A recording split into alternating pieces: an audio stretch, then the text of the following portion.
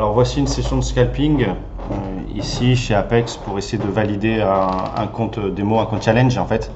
Donc c'est un compte au départ à 50 000, on voit en haut à droite qu'il est à 51 800 et donc pour le valider il faut passer à 53 000. Donc là l'objectif de la session de scalping ça va être d'essayer de le valider. Donc là je vais traiter sur le carnet du Nasdaq, on le voit ici, donc NQ, donc là par exemple, petit exemple, j'ai vendu le marché à 57,75. Je pars sur le principe que on est sur un carnet vendeur, je revends 58,75 et j'essaie d'avoir 59,25. Donc là, depuis tout à l'heure, j'étudie le carnet, je vois des mains vendeuses principalement. Donc là, je suis exécuté sur 3 contrats pour l'instant. Et donc l'objectif, ça va être gagner de 1300 $ sur la session pour essayer de le valider. Donc là, j'ai 3 Nasdaq. Alors, en termes de taille de position, je suis un petit peu agressif par rapport à ce que je devrais trader. Mais là, voilà, j'essaie de faire une belle session, donc de prendre un peu plus de risques. Donc là, le marché redescend. Et j'essaie de solder mes positions. J'ai coupé déjà un contrat, il m'en reste 2, je le vois en haut. Et là, j'essaie de solder mes positions où je vois qu'au carnet, il y a de nouveau de l'acheteur. Donc j'essaie forcément de sortir où il y a de l'acheteur ma position vendeuse. Donc là, je remonte même mon prix, sorti, voilà. Donc là, première opération, donc on voit que on a gagné quoi? Donc on a monté à 51 900. Donc l'objectif, c'est d'arriver à 53 000 sur cette session. Donc là, le carnet d'ordre s'articule. On va essayer soit de trouver des points acheteurs, comme d'habitude, soit trouver des points vendeurs. Là, on va voir le graphique. Sur le graphique, on voit que bon, depuis l'ouverture des marchés américains, parce qu'il est quoi, 16h30 là, il y a surtout des mains vendeuses. Donc là, de mon côté, j'ai un biais vendeur, donc je vais être plus agressif sur les points vendeurs et un petit peu moins sur les points acheteurs. Et puis après, je vais voir ce qui se passe sur le carnet d'ordre. Et donc voilà, là ici, je vois que ça a payé un petit peu 51, donc il y a de l'acheteur à 51. Donc je retiens dans ma tête 51,75 une main acheteuse, voilà, pour que potentiellement que ce soit un point de sortie plus tard si je mets un point vendeur. Donc là pour l'instant j'attends que le marché s'articule et de voir quelque chose au carnet avant d'intervenir, de ne pas faire n'importe quoi. On reste sur l'objectif d'essayer d'arriver sur ce compte là, de valider le compte donc pour le passer en réel et donc de le passer à 53 000 $. Donc là, tac, je vois une main acheteuse à partir de 51,50. Donc je mets un lot à 51, tout de suite ça remonte et je l'ai vendu. Là j'ai pris quoi, 50 $ sur l'opération et je vais faire répliquer ça toute la session dès que je vois quelque chose ou de l'acheteur ou du vendeur. Donc là je laisse mon ordre à l'achat à 50,50. J'espère peut-être que ça vienne me lécher, que ça vienne me récupérer pour tac, avoir une main vendeuse, une main acheteuse et puis avoir un trade gratuit à 100 $. C'est pour ça que je le laisse dans le carnet à 50,50. Donc voilà, je suis exécuté tout de suite, tac, c'était le point tout à l'heure où j'ai vu de l'acheteur. Donc là d'un seul coup, voilà, bam, tout de suite ça rachète. J'ai soldé et puis j'ai vu que ça avait c'était redescendu et que ça avait tout de suite bataillé à 48,50, 48,75. Donc en fait ça a descendu jusqu'à ces points là. Donc maintenant je me mets mes lots là en espérant que ça vienne relécher et donc réexécuter. Je vois que les points acheteurs ils sont assez faciles, dès que ça descend, bam, tout de suite ça rachète et donc j'essaie de laisser dans le carnet de façon à ce que s'il y a un balayage d'un seul coup, ça vienne me chercher. Donc là on voit par exemple que j'ai laissé mes 2 lots dans le carnet et j'avais même laissé mes 2 lots à 43,73 un petit peu tout à l'heure. Donc là j'ai 4 lots dans la machine à l'achat. Donc je suis toujours sur ma stratégie où dès que ça descend, bam, tout de suite ça rachète assez rapidement. Donc là, je suis à moins 300 $ sur la position, 4 contrats.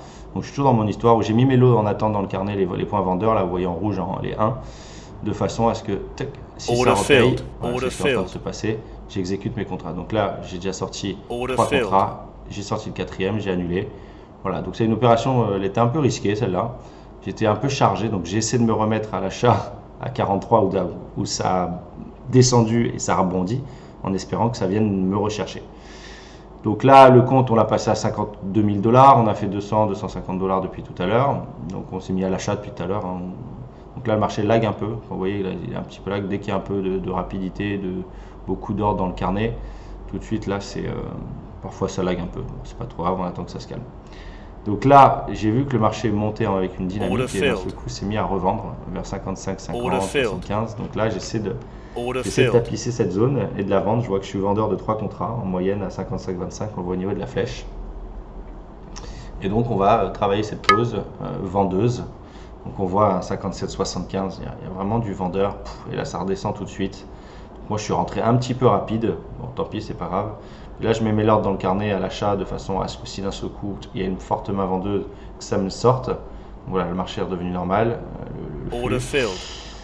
Donc là, je suis exécuté, 4 contrats, je suis vendeur. J'ai vu du vendeur entre 55 et 57. Là, on voit bien. Tac. Mais ça repaye aussi. Donc, je suis dans ma position. Il y a du vendeur, il y a de l'acheteur.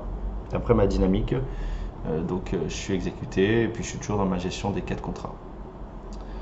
Donc j'ai mes ordres en attente pour le sortir. Vous avez bien vu, hein, je ne suis pas gourmand, hein, j'essaie vraiment de faire des petits scalps rapides. Je vois que la voile elle est faible cet après-midi, donc en fait disons que je rapproche un peu mes entrées, mais je rapproche aussi mes sorties. Donc c'est vraiment de la... Ici ma stratégie, vu qu'il y a peu de vol, je suis plus agressif sur mes entrées et moins sur mes sorties, c'est-à-dire que je vais sortir beaucoup plus rapidement, avoir des petits profits. Donc là, on voit, on revient sur la zone 58, j'ai été exécuté. Tout de suite, il y a un balayage à la baisse, donc j'ai vendu. Tout de suite, je commence à racheter. Vous voyez que j'en avais 5, là j'en ai déjà ressorti 2. J'en ressors 1, il m'en reste 2 dans la machine. Et qu'on voit que là, j'ai fait pour l'instant une centaine de dollars sur cette opération, qui en fait, on reste dans la même zone, même on continue de monter. Et en scalpant mes points short, tac, je vends, je rachète, je vends, je rachète. Bah, ça me permet de monter mon prix et de sortir au fur et à mesure et de gagner du profit. Donc là, j'ai re-rentré des positions, j'en ai 6 là à l'instant. J'en ai 6 en prix moyen à 59,50. Et là, dès que ça va balayer, tac à la baisse, voilà, je vais ressortir au fur et à mesure. J'en ai ressorti 1, j'essaie d'en sortir 2. Voilà, il m'en reste 3 dans la machine. Et là, je solde tout, bam, sur la main vendeuse qui est la tendance de fond que je vois depuis tout à l'heure. Et donc, qu'est-ce qui se passe sur cette opération? J'ai pris 300 dollars. Donc c'est vraiment ici du scalping, ce que je vais appeler agressif. C'est-à-dire que je suis agressif non pas parce que je veux être agressif ou tout ça, c'est parce que comme la volatilité est faible et que donc on reste dans des ranges assez petits, je me permets d'être agressif sur les entrées, donc de les rapprocher. Et dès qu'il y a un balayage, je sors aussi très rapidement. Il y a des fois où je vais estimer que la volatilité est plus forte, je vais beaucoup moins serrer mes entrées, elles vont être beaucoup plus espacées, et mes sorties aussi vont être beaucoup plus espacées. Donc ici, je suis toujours à vouloir lire au carnet qu'il y a du vendeur. Vous voyez, je suis prêt à vendre 46,75, 48,25, qui est beaucoup plus bas que les points d'entrée que je suis rentré tout à l'heure. Je suis exécuté parce qu'il y a du vendeur, et là d'un seul coup, bam, tout de suite ça revend, et là j'ai été exécuté. Bon, là j'ai un petit lot dans le marché parce qu'il avait traîné, et donc là, tac, dès que ça monte, je vends. Ça redescend, je rachète, et là je suis passé le compte à 52 676, donc j'ai repris 150 dollars sur cette opération. Et donc c'est une session comme cela, où après vous verrez des sessions un peu moins agressives, mais c'est lié à la volatilité. Donc là au carnet, je vois que ça vend toujours. Donc là je me rapproche, j'essaie de vendre 45 et 45,75 parce que je visualise du vendeur. Et ce type de trade, vu qu'on rentre assez agressivement, on ne va pas être très gourmand non plus sur les points de sortie. Vous voyez, ma souris, elle est vraiment, je surveille le carnet comme le lait sur le feu. Et là, j'ai déjà sorti, j'avais rentré 2 contrats, j'ai ressorti 2 contrats et j'ai remonté le compte à 52 755. Allez, il reste à peu près 250 dollars à faire pour valider ce compte, valider ce challenge du compte à 50 000 à 53 000. Donc là, le marché descend. Depuis tout à l'heure, j'ai raison, hein, on voit du vendeur au carnet. J'ai raison, donc je colle à cette vente et donc je fais plein de petits scalps à la vente. Ça ne m'a pas empêché au début de la session de trouver des points acheteurs, hein, donc je visualise au carnet et voilà, après c'est moi qui arbitre.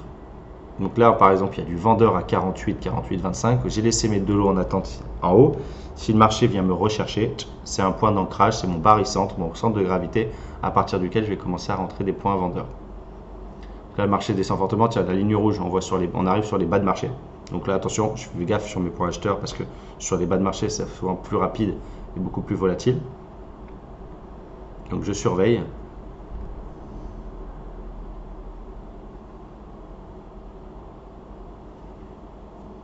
Là, je suis hésitant, je ne sais même pas ce que je vais faire, est-ce que je vais vendre, est-ce que je vais acheter, je vais attendre de voir ce que me dit le carnet. J'aimerais bien être vendeur de nouveau, mais je ne rentre pas n'importe comment. J'attends vraiment de visualiser un vendeur avant de vendre en fait. Je veux pas être tout seul en fait.